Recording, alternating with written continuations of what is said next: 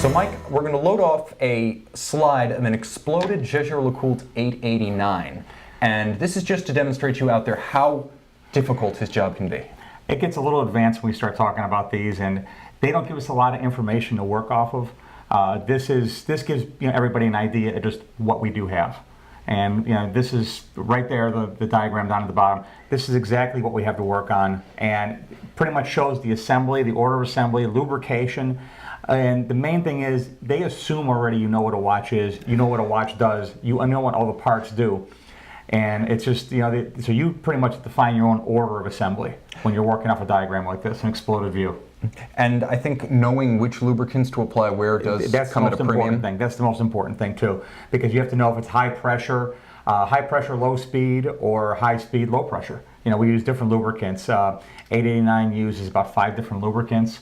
As the coaxials, we've talked about those before. They use 7 to 9 different lubricants depending on what model it is. So it gets knowing where the right lubricants go at any given time is very important. Otherwise, you're going to have performance problems, amplitude problems, power reserve problems.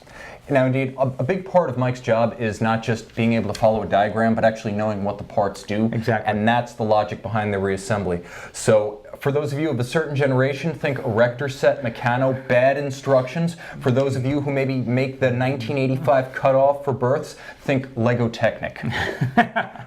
So we're going to launch. One of the things I'll say too, one of the best, when I was coming up as a watchmaker, one of the best bits of advice I ever got was from my instructor, Don Bash, where he ended up telling me that I was working on a watch one time and I'm looking at it and I was all confused and I was just getting frustrated. And he said, slow down, back up. And he goes, and it's not where the part goes. He goes, when you understand what the part does, then you'll know where it goes.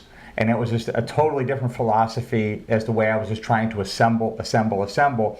When you start understanding how the parts function, how they move, how they interact with other parts, it just opened up a whole new door, and that's how I was able to, to gain the knowledge that I gained.